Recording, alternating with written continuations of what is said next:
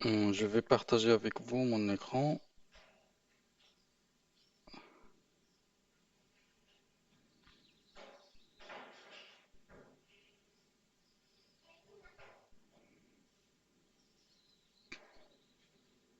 Je suppose que vous arrivez à voir mon écran, c'est bon?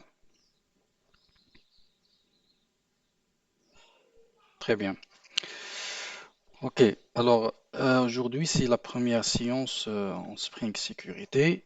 Euh, on va essayer de faire trois ou quatre séances. Dans chaque séance, on va concentrer sur un seul objectif, d'accord? Comme ça sera plus facile surtout à réviser, d'accord? Et je vous laisse aussi le temps pour faire le travail effectué pendant chaque séance. Aujourd'hui, on va voir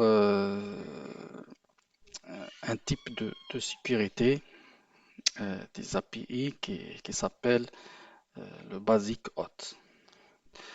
La prochaine fois, Inch'Allah, on va voir comment sécuriser des API via des tokens JWT. La troisième séance, on va voir l'utilisation de standards OAuth2, OAuth2 que ce soit avec Okta, Keycloak ou bien d'autres providers. Voilà. Alors commençons. Donc on va créer un nouveau projet en utilisant Spring Initializer, Spring Boot Initializer. On va essayer d'aller petit à petit, pas à pas. Si vous avez des questions, n'hésitez pas à les poser. Alors, on aura besoin de la dépendance web. On va ajouter web, sécurité, Spring Sécurité, GPA pour la base de données, H2 pour le système de base de données, Lombok, Lombok pour générer automatiquement les getters, les setters, les constructeurs. Ça, vous le connaissez déjà. Quoi d'autre? Voilà, je pense que c'est tout. Je génère le projet. Donc le projet démo 3. Je vais l'extraire.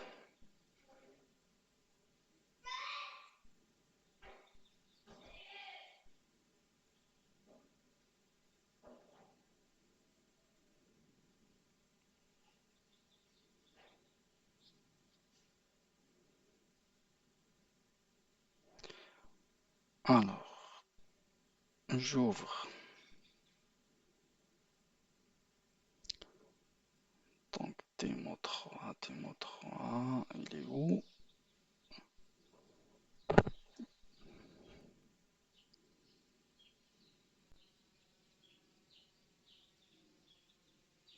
Démo 2.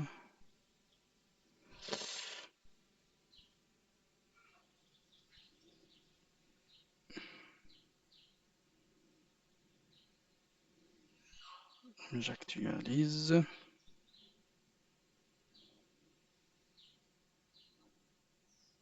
Voilà, c'est celui-là. Des windows. Ok.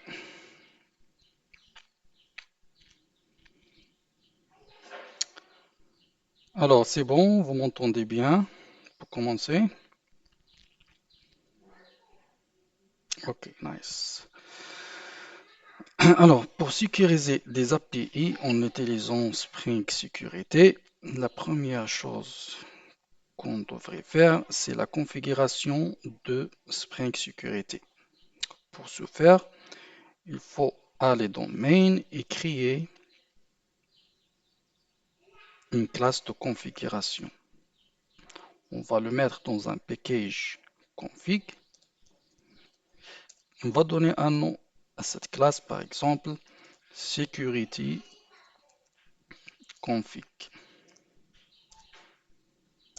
Voilà. Alors, comme toute classe de configuration, il faut ajouter la notation configuration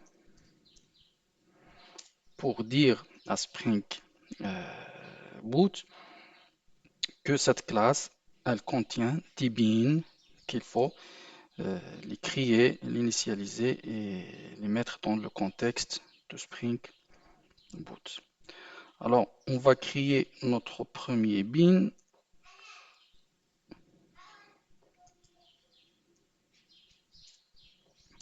Donc, une méthode qui retourne un objet très important qui s'appelle Security Filter Chain. Security Filter Chain. Voilà. Donc ça, c'est très important. Après, on lui donne un nom, par exemple, Security Filter Chain. Et elle prend en paramètre un objet de type HTTP sécurité. Voilà, comme ça.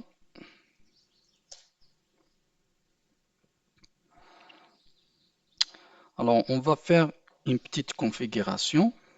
Donc, on va allouer tous les endpoints qui commencent par public.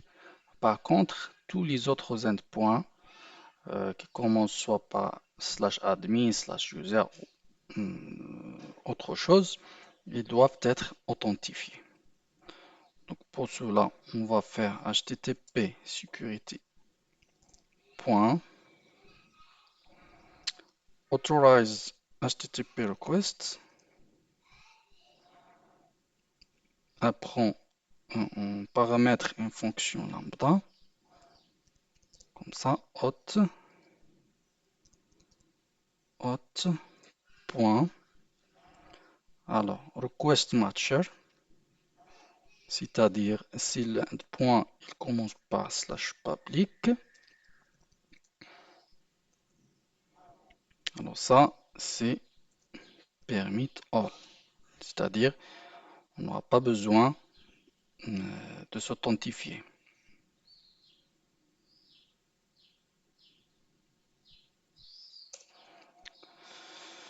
Voilà. Par contre,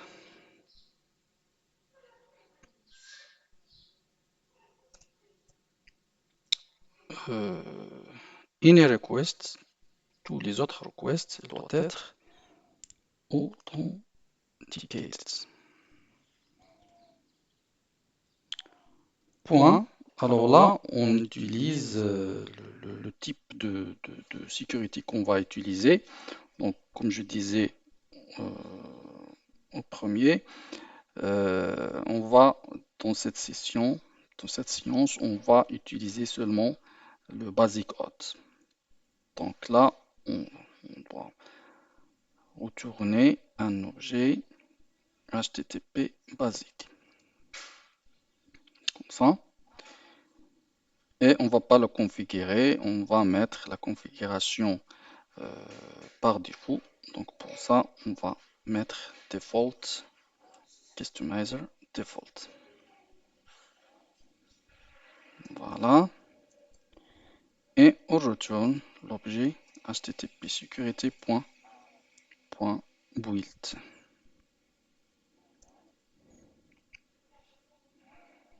Très bien. On va tester ça. Donc, pour tester, il faut créer un contrôleur. On va créer un contrôleur. Dans le package controller, je le donne main, par exemple, main controller.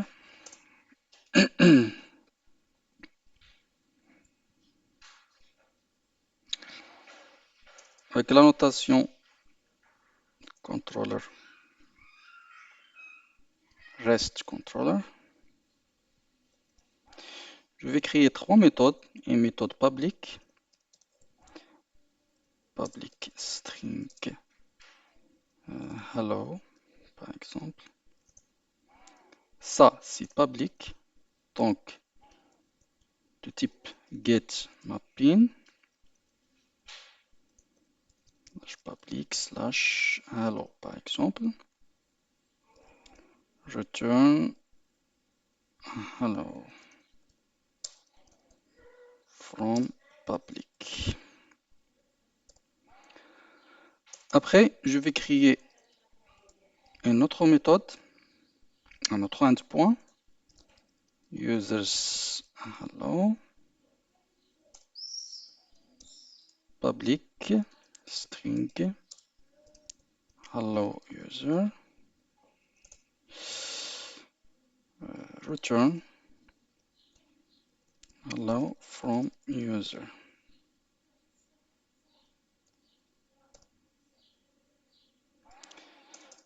Et la troisième méthode, admin hello public string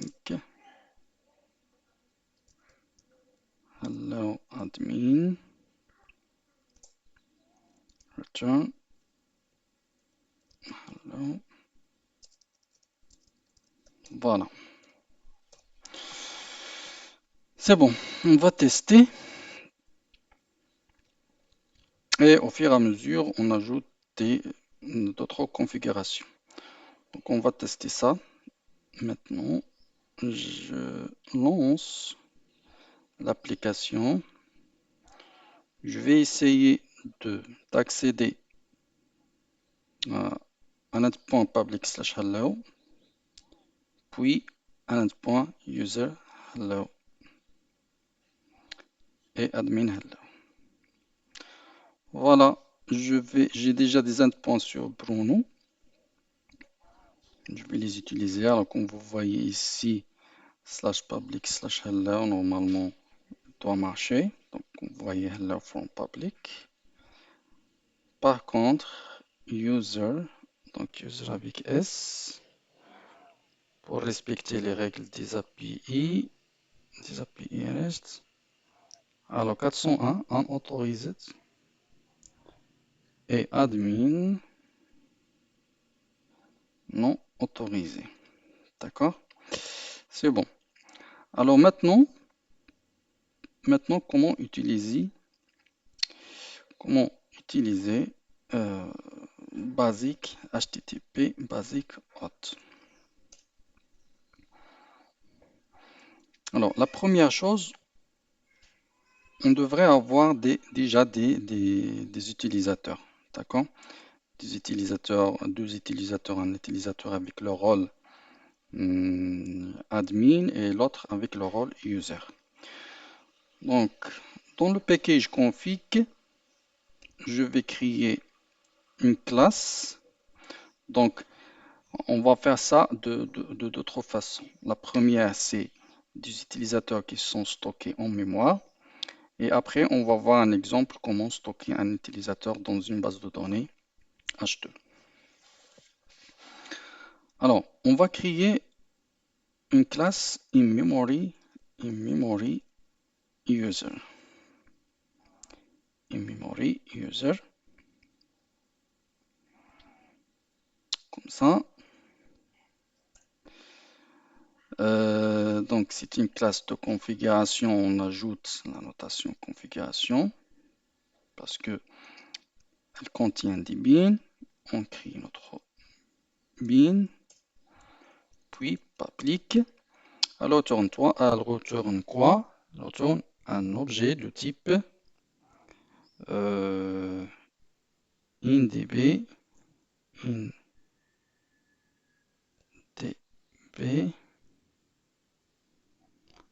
alors, in-memory,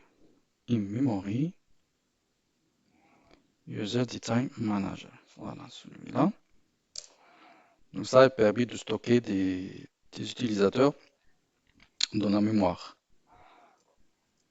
Voilà, on fait comme ça. On crée deux, deux utilisateurs. Alors, les utilisateurs en Spring Boot, euh, on l'écrit avec une classe qui s'appelle UserDetails. UserDetails, c'est l'objet principal utilisé pour, euh, pour gérer les users côté Spring Boot. Donc, UserDetails, comme ça. Donc, comme vous voyez ici, UserDetails, ça fait partie du package de la framework security. On va créer le premier, user 1. Alors pour le créer, on fait comme ça, user with username, user, password, le mot de passe et build. Ça c'est le premier. On va créer un deuxième.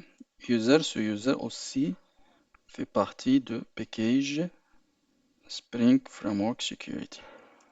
Alors, user details,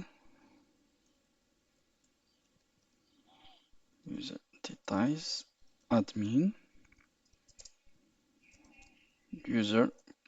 with username admin,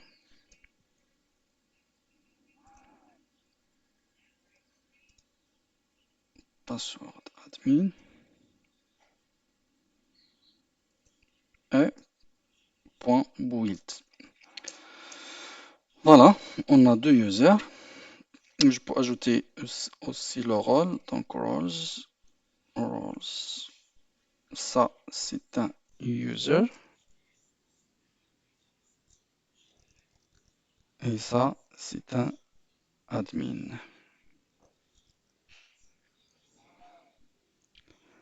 Après, je retourne new in memory user detail manager user virgule admin. Voilà. Mais bien sûr, ça c'est seulement pour tester. En prod, on n'utilise pas on sauvegarde pas les utilisateurs en mémoire parce qu'une fois on restart euh, parce que si on restart l'application, on va perdre ces informations. Donc il vaut mieux d'utiliser une base de données. Mais ça c'est seulement pour tester et pour vous expliquer comment on utilise Spring Security, comment utiliser les rôles, etc., comment encrypter les mots de passe, etc., etc. Voilà. Alors, pour les mots de passe, donc, on ne peut pas les mettre en clair comme ça. Ça va générer une exception. Mais soit on ajoute un préfixe comme ça, non OP, c'est-à-dire non opération de password encoding, ou bien on utilise une fonction qui encrypte les mots de passe. On va tester on va tester avec ça. Après, on va créer une fonction qui fait l'encryptage des mots de passe. Voilà. Alors, maintenant c'est bon. On va lancer le test.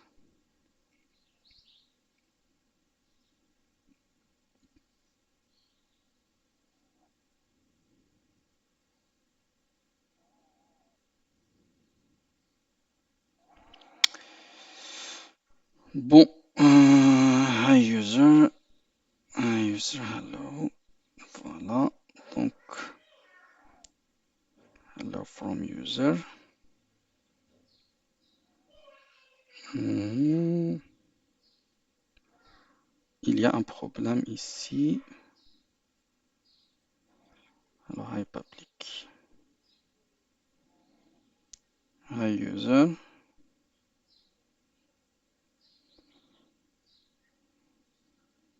normalement, il ne doit pas afficher le message parce que je n'ai pas encore lui fourni les credentials. Il est où le problème? Ah, le problème. Donc, slash public slash permit all and request authenticated.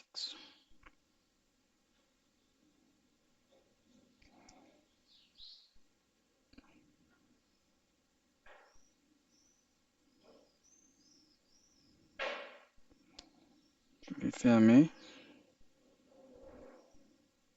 et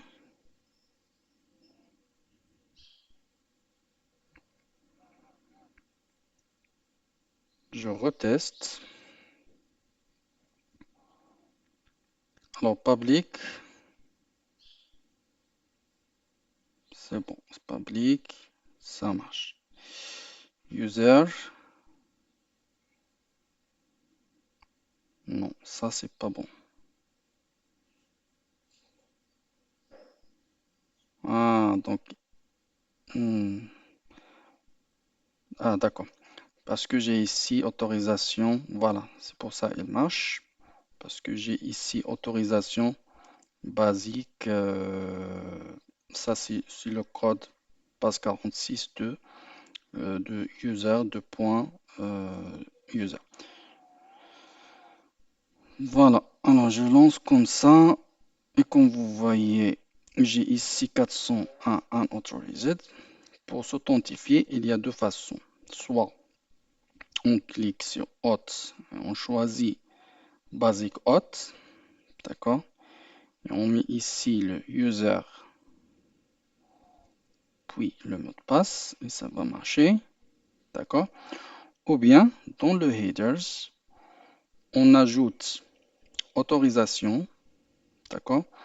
Basique, puis ici le code 64 de user de point user. Alors, comment faire pour convertir en base 46, 64, pardon, 64 user de point password? On peut utiliser par exemple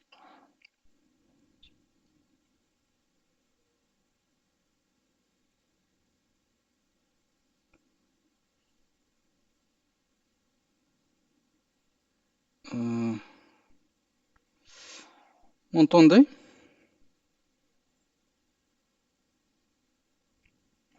Ok, très bien. On utilise un encodeur base 64 online, comme ça.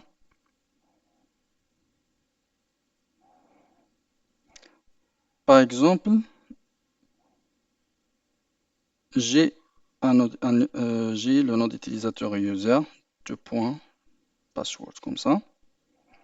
On le fait comme ça, d'accord? On le sépare le nom d'utilisateur et le mot de passe par deux points, puis on clique, c'est encode. Il va nous donner cette chaîne de caractères. Ici, elle qu'on va utiliser ici. On fait basique, espace, puis la chaîne de caractères. D'accord? Voilà. Ou bien, à travers l'onglet Hot seulement, en choisissant basique Hot. Voilà. Alors ça c'est un encodage, c'est pas un cryptage, d'accord? Donc il n'est pas sécurisé. N'importe qui il peut décoder ça, d'accord? Prenons par exemple, on va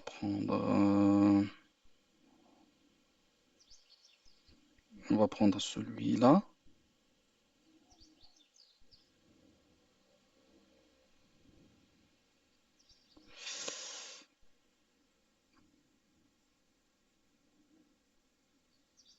Par exemple, décode.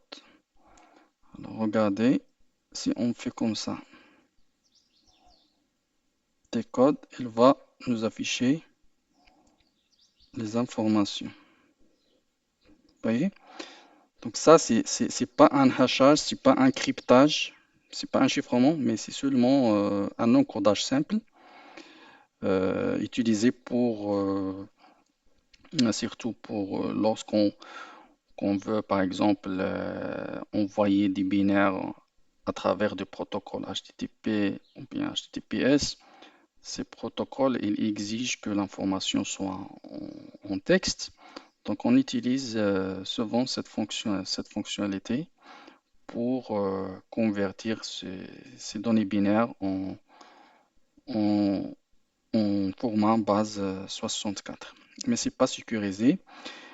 Et aussi, ça, euh, lorsqu'on utilise seulement HTTP, c'est pas sécurisé. N'importe qui sur le réseau, il peut intercepter la requête HTTP et récupérer le mot de passe et le nom d'utilisateur. Donc, c'est pas sécurisé, sauf si on utilise HTTPS. Donc, HTTPS, il sécurise bien les requêtes. D'accord? Donc, si on veut utiliser ça, il faut obligatoirement l'utiliser avec le protocole HTTPS. D'accord? Et il n'est pas recommandé en production. Si on veut faire une sécurité, une authentification en, en production, on n'utilise pas ça. On utilise plutôt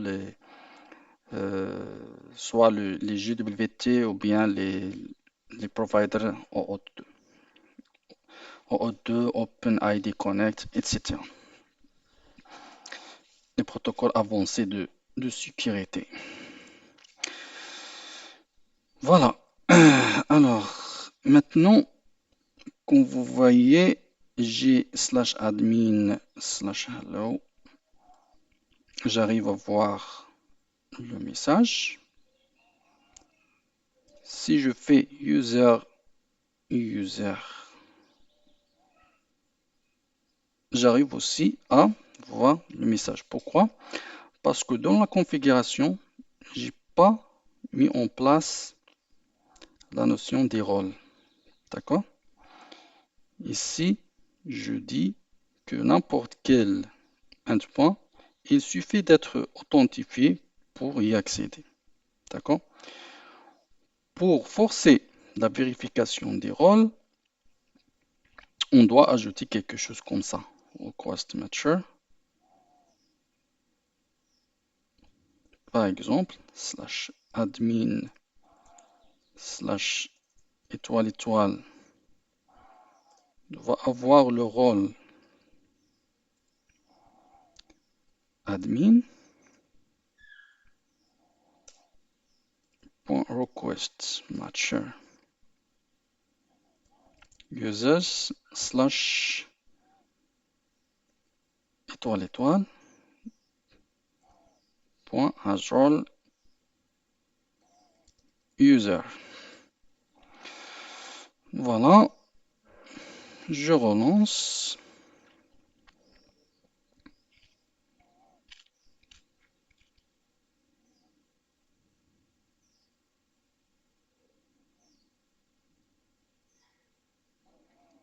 C'est bon. Alors maintenant, high public, pas de problème. High user, j'ai user, ça va marcher. Par contre, admin ne doit pas marcher. Pourquoi? Parce que ici, j'ai obligé le rôle admin, alors que user, il a seulement le rôle user. Donc, il faut qu'il me renvoie 403. 403, c'est un code statut de forbidden, c'est-à-dire je ne suis pas autorisé à accéder à cet endpoint parce que j'ai pas le rôle, même si je suis authentifié. 401, c'est le rôle, c'est l'erreur d'authentification. Et 403, c'est l'erreur de autorisation. C'est-à-dire, même si je suis connecté, est-ce que j'ai le droit d'accéder à cet endpoint ou non? D'accord? Voilà. Si je fais par exemple ici admin, admin, il va marcher. Voilà. Mais supposons pour user par exemple, je veux que l'utilisateur soit il a le rôle user ou bien admin. Donc les deux, c'est-à-dire l'admin, il peut accéder à tous les endpoints. Alors comment faire? On va faire une petite modification de la configuration. On va lui dire que pour l'endpoint user, soit il a le rôle user ou bien admin. Comment faire? On va faire comme ça, has any role admin ou bien user. Voilà. Je relance.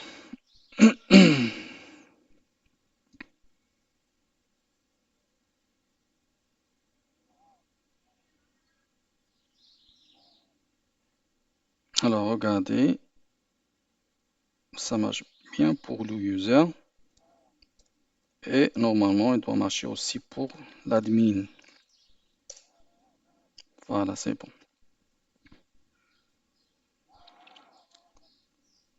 C'est bon jusqu'à présent?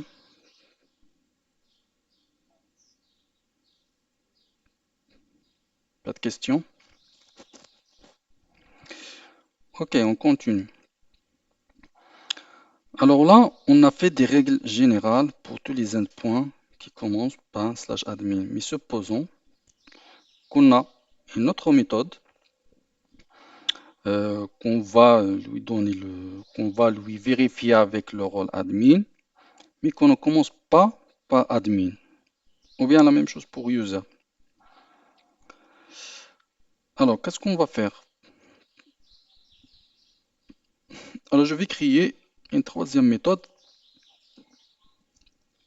Par exemple, getMapping slash other admin, par exemple. Hello.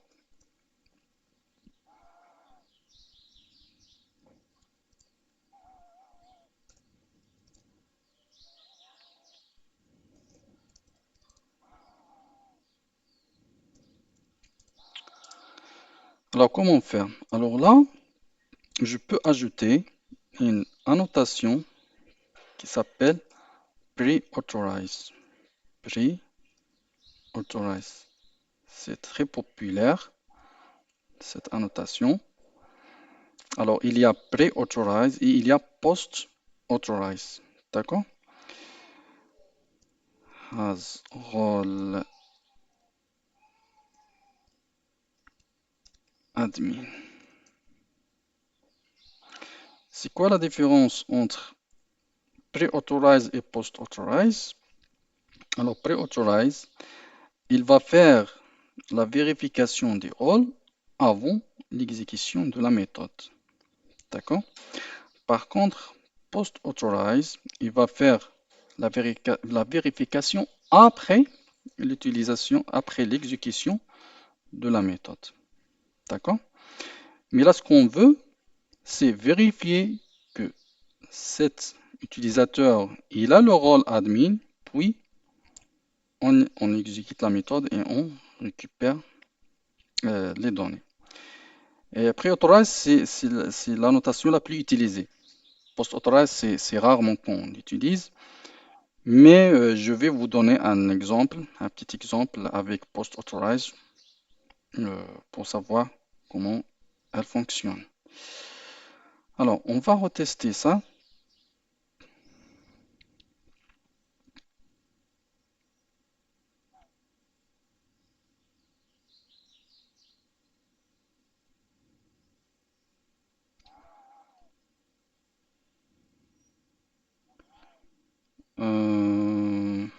Admin slash hello. Alors, j'ai déjà ici admin slash hello. Voilà, 200, ok. Pourquoi? Parce que non, ça c'est pas bien. Alors, je vais tester avec admin.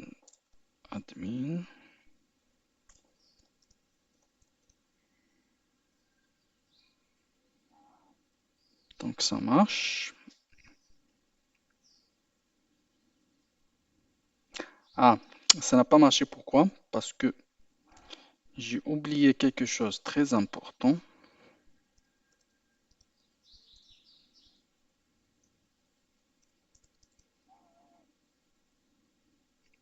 Voilà. Alors, cette annotation, elle n'est pas prise en charge parce que lorsqu'on veut utiliser pre-authorize ou bien post-authorize ou bien il y a d'autres secured sont, sont moins utilisés, etc. Il faut ajouter une annotation dans le fichier de configuration enable method security. Voilà, il ne faut pas oublier ça. Enable méthode sécurité pour que nos annotations de pré-authorize et post-authorize marchent. Je relance.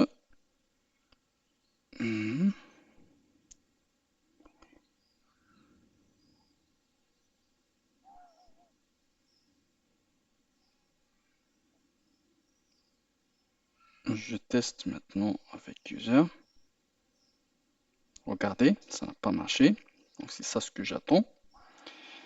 Et si je fais admin /admin,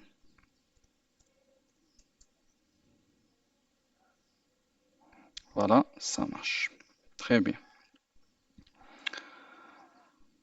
Voilà. Maintenant, on va passer à la dernière partie dans cette séance.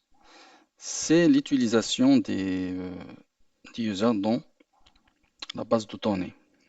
OK? Alors, la première chose, on va désactiver ce bin. D'accord? Pour ne pas avoir des conflits. Et on ajoute une deuxième classe qui va... donc, la première chose, on va créer une entité user, custom user,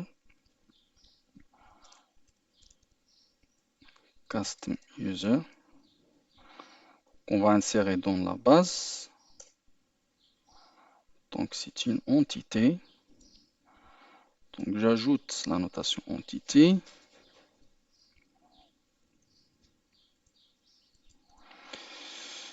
Les getters, les setters, no are constructor, all are constructor et builder.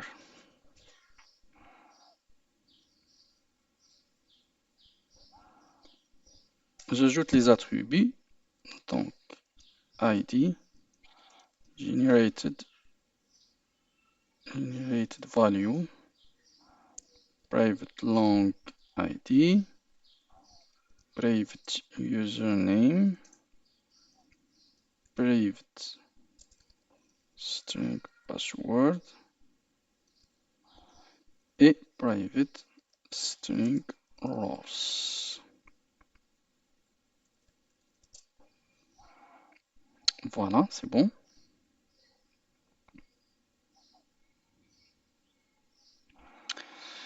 Après, j'ajoute le repository. Donc, je vais le mettre dans le package repo.custom user repo. C'est une interface. Ça, vous le connaissez déjà. GPA repository custom repo et le type de l'ID c'est long. Je vais créer un package entity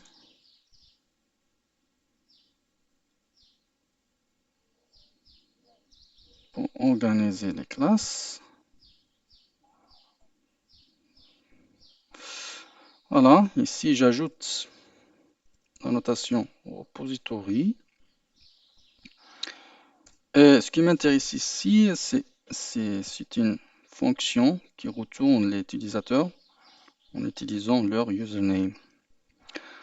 Alors, je crée custom user.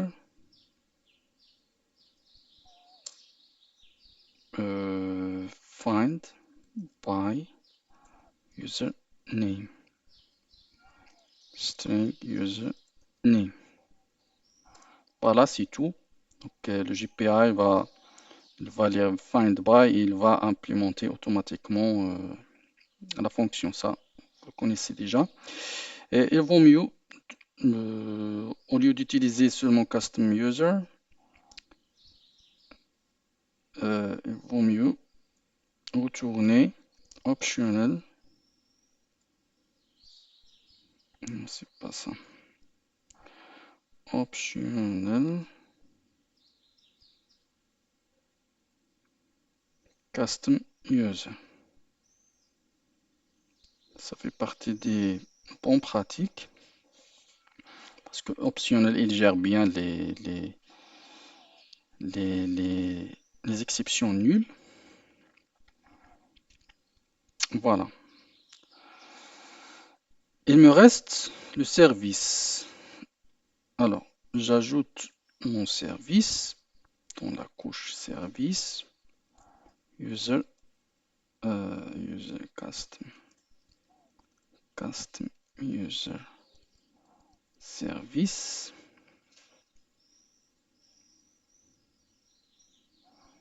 J'ajoute la notation service.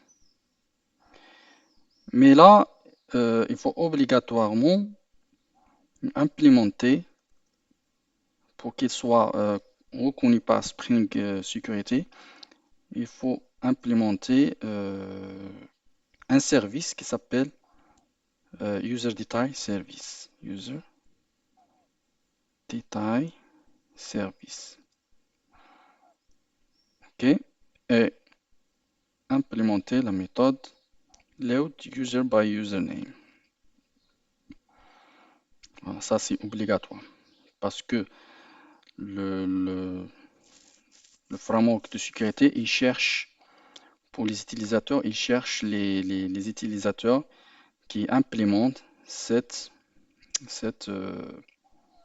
interface. Et la même chose ici.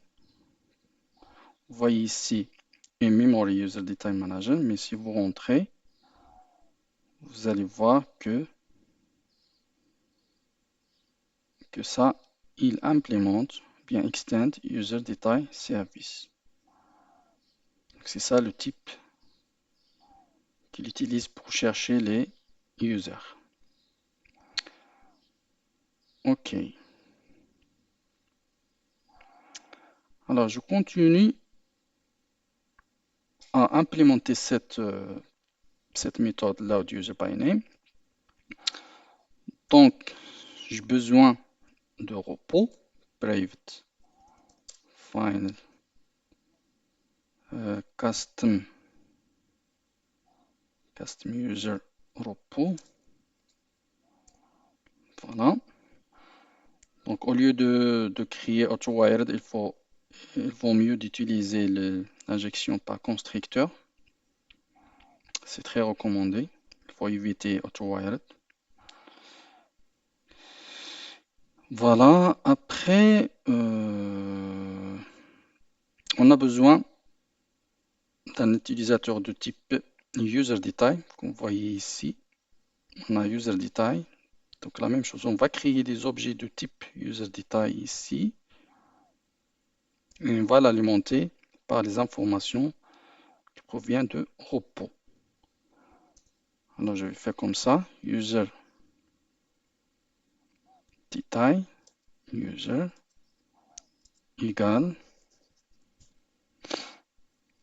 user point with username point password point role point build. C'est la même chose que ici, sauf que les informations, je vais les récupérer à partir de la base de données.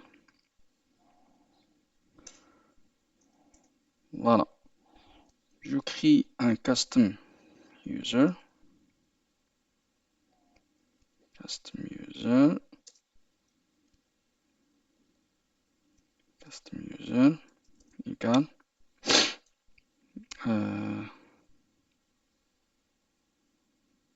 repos.findBy.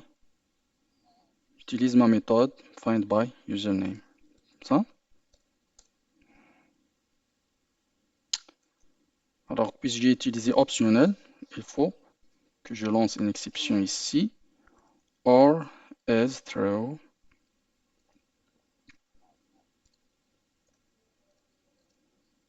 new runtime exception utilisateur not found. Voilà. Après, ici, je remplis le user name, customer.user get username.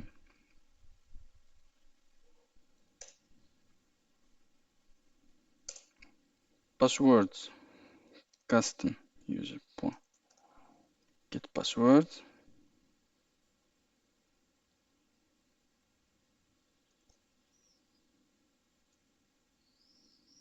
Et le rôle custom user.get roles. Voilà, ici tout pour mon service. Après, je retourne le user. Ou bien je fais comme ça, inline variable, je le retourne directement. Voilà, c'est tout pour le service. Après, euh,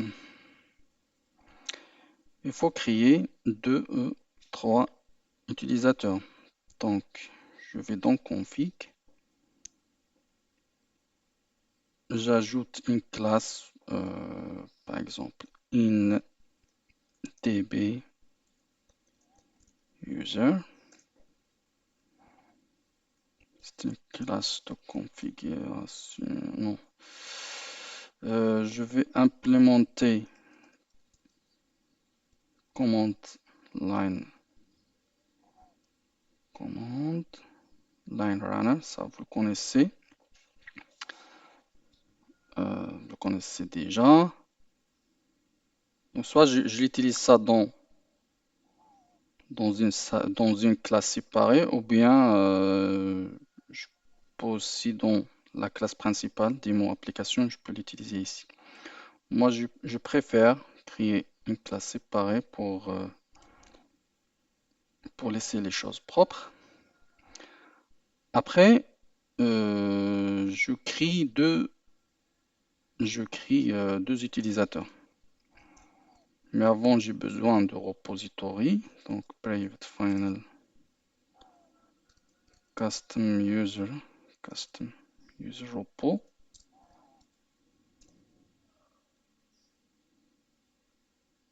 Voilà. Et je crée deux utilisateurs. Donc, custom user égale.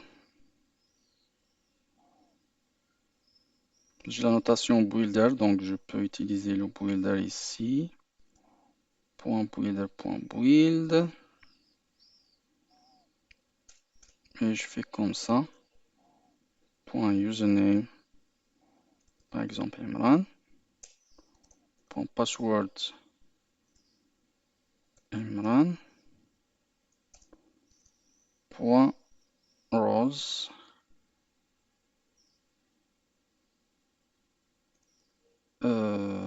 user.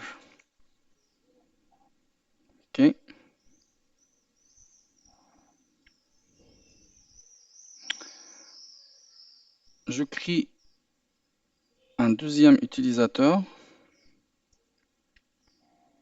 admin.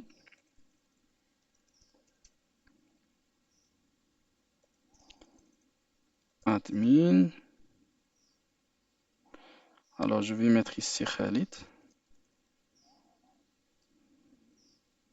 Khalid et admin. Voilà. Puis, pour sauvegarder ces deux utilisateurs dans la base de données, j'appelle le repos .save all list of user et admin.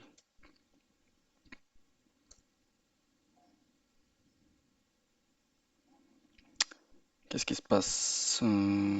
Save.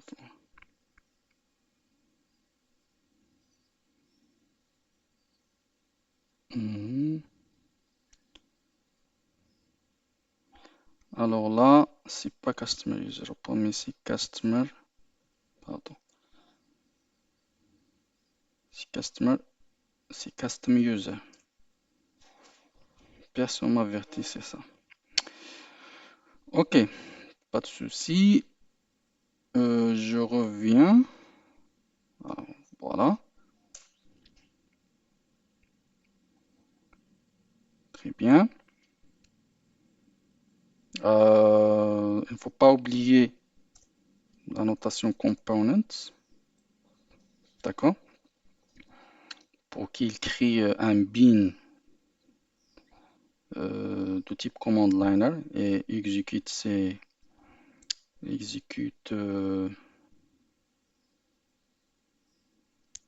la méthode rain pour créer les utilisateurs.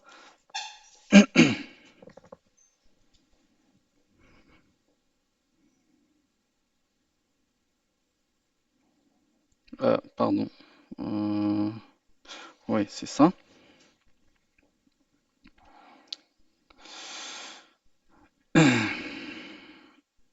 Non, c'est pas component, c'est configuration. Je pense c'est configuration. Je vais tester avec configuration.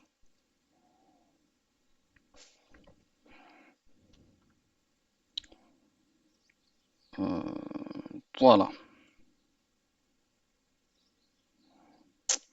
Voilà. Alors, maintenant pour tester, donc on a déjà désactivé ça, très bien.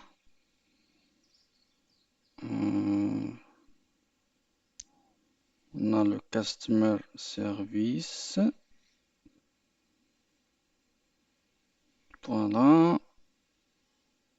Ok. Alors, on teste.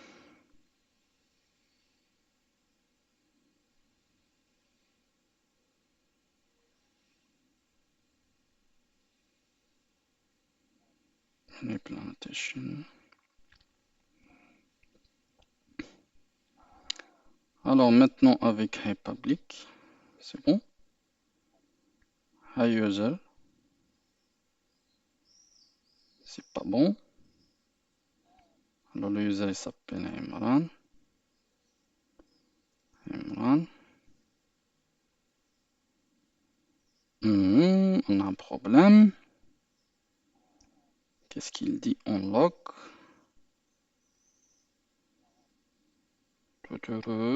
Given there is not default password encoder. Ah, parce que on a oublié dans le mot de passe d'ajouter ici non OP. La même chose ici. Non OP. Je relance. Ça, c'est seulement pour le test. Il ne faut pas l'utiliser en prod, bien sûr.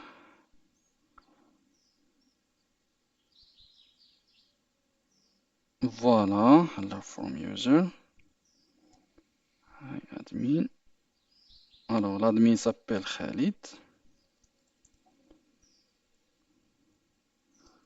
Khalid. Très bien. Voilà. C'est bon. Alors, ce qu'il me reste, il me reste un exemple de post pre-authorize, post-authorize.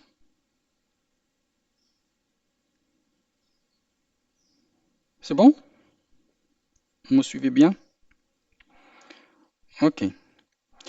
Un exemple avec post authorize. Alors, on va créer une méthode public string. C'est pas string, public custom user get user. Ok.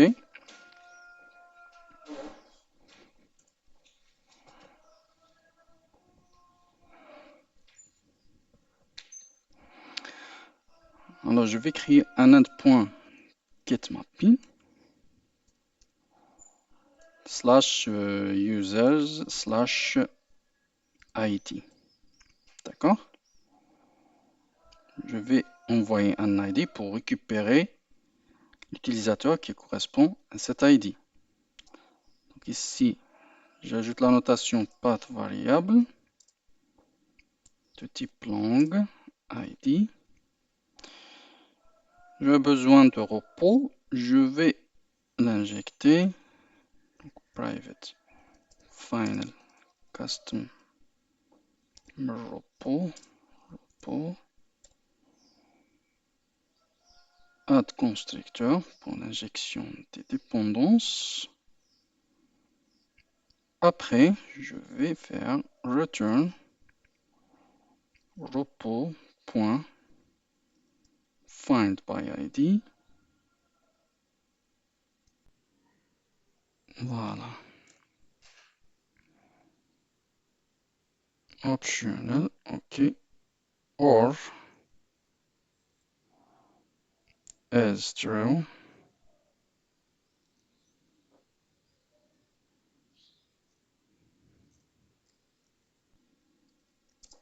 Normalement, on ne fait pas comme ça, mais ça, c'est seulement pour faire des tests. Parce que ce qui nous intéresse dans cette science, c'est la sécurité, pas la qualité de code et l'organisation. Mais ça, vous connaissez comment faire, créer des exceptions personnalisées, la classe global exception, etc. User not found. Ok? Voilà. Bien. Alors, je vais lancer ça.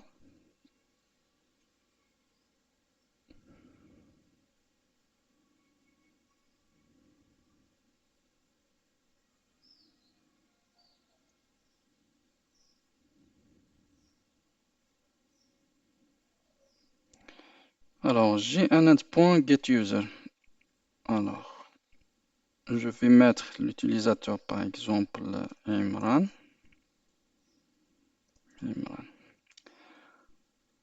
Alors, regardez, si je clique sur voilà, il me donne les informations de Imran, etc. D'accord?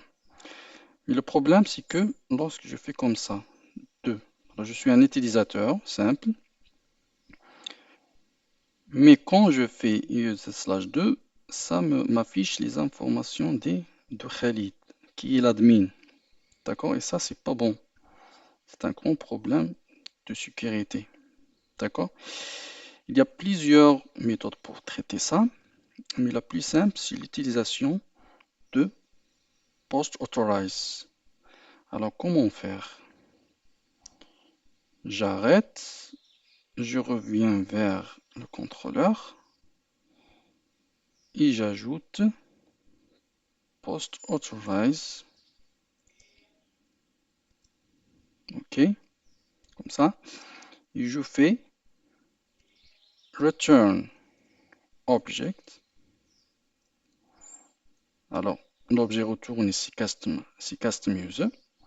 Il a un attribut point username. Donc je fais comme ça, return object.username égal à authentication.name. C'est-à-dire qu'il va exécuter ça, il récupère l'objet custom et il fait une vérification après. Pour retourner ces informations, le nom d'utilisateur doit être le même de celui connecté. D'accord? Ça, c'est une vérification après l'exécution. Donc ça, c'est un exemple comment utiliser post-authorize. D'accord? Il va récupérer l'objet retourné, il va le comparer avec la personne qui est connectée. Il doit être le même, sinon retourne 403. Je relance et je teste maintenant.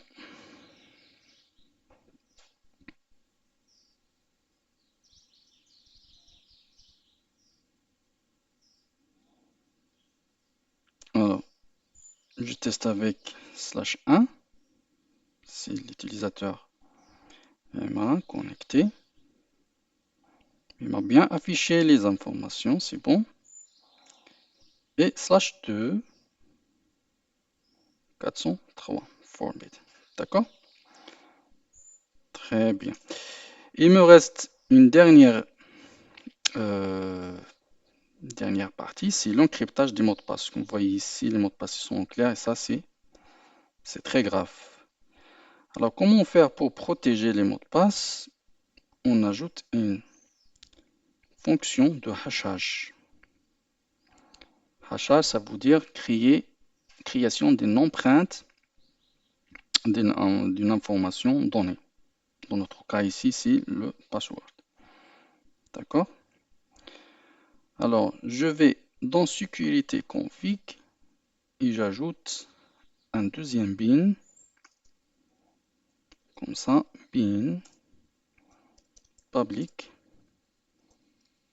un objet de type password encoder. Voilà. Il y a plusieurs password encoders.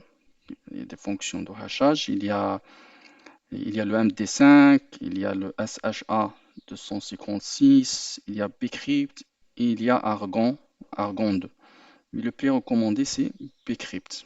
Surtout, il ne faut pas utiliser MD5 et SHA 256 parce qu'ils sont cassés en termes de sécurité. Donc, soit utiliser Bcrypt, il est très recommandé, ou bien Argon 2, c'est l'un des algorithmes qui sont très puissants et qu'on peut l'utiliser pour hasher les mots de passe. Alors, return new bcrypt password encoder. D'accord?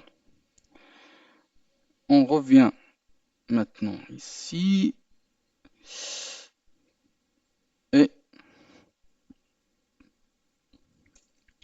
on injecte password encoder.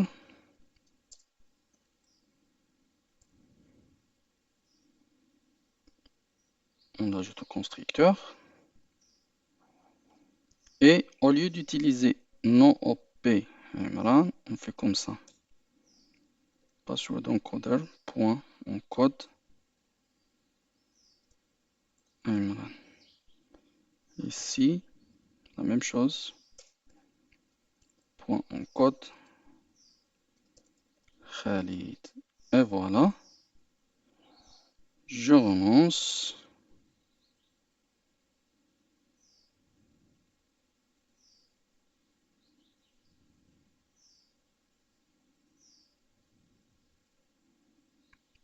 Je teste. Et comme vous voyez ici, j'ai le hash de mon mot de passe. Donc même si quelqu'un arrive à voir ça, par exemple une fuite de base de données, etc., et ne peut pas récupérer le mot de passe origine pour l'utiliser et faire des authentifications. parce que le Bcrypt, il est vraiment très puissant. Et voilà.